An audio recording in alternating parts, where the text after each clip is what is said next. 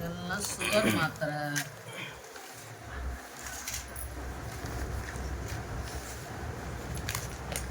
இது வந்து பிபி மாத்திரை. இது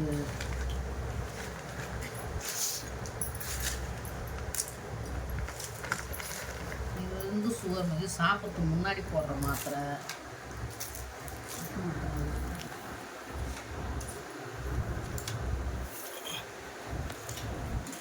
எல்லாத்தையும் சாப்பிட்றேன் நான்.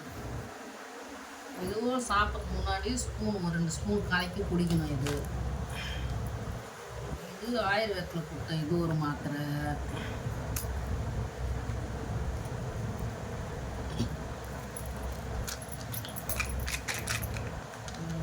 ஒரு மாத்திரை. இவ்வளோ மாத்திரையை சாப்பிட்டோங்கன்னா சுகருக்கும் பிபிக்கும்.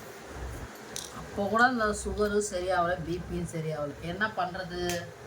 இது கால் வலிக்கு ஆயில்மெண்ட், முட்டி தேய்க்கிறதுக்கு ஆயில்மெண்ட். இது என்னதான் செய்யறதுன்னு ஒன்றையும் இதெல்லாம் பார்த்து காலம் முடிச்சா அந்த மாத்திரையே தான் போட்டுன்னு வரணும். மாத்திரைலாம் நாளாக சாப்பிடுவேன்னா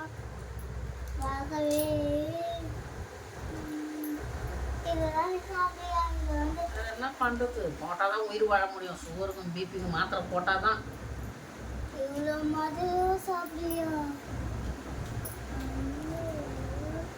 விரோதி கூட இந்த நோயெல்லாம் வரவே கூடாது.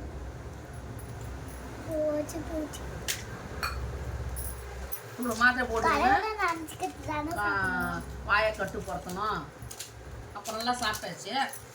இப்போ வந்து கட்டுப்படுத்தணும்னா எங்கேருந்து கட்டுப்படுத்தி தான் இருக்கிறோம்.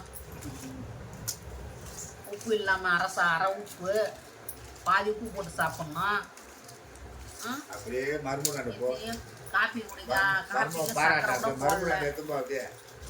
அதை மாத்திரை சாப்பிட்டதில்ல. மறுபடியும் எடுத்து சொல்லு சிக்கன் பிரியாணி மட்டன் பிரியாணின்னு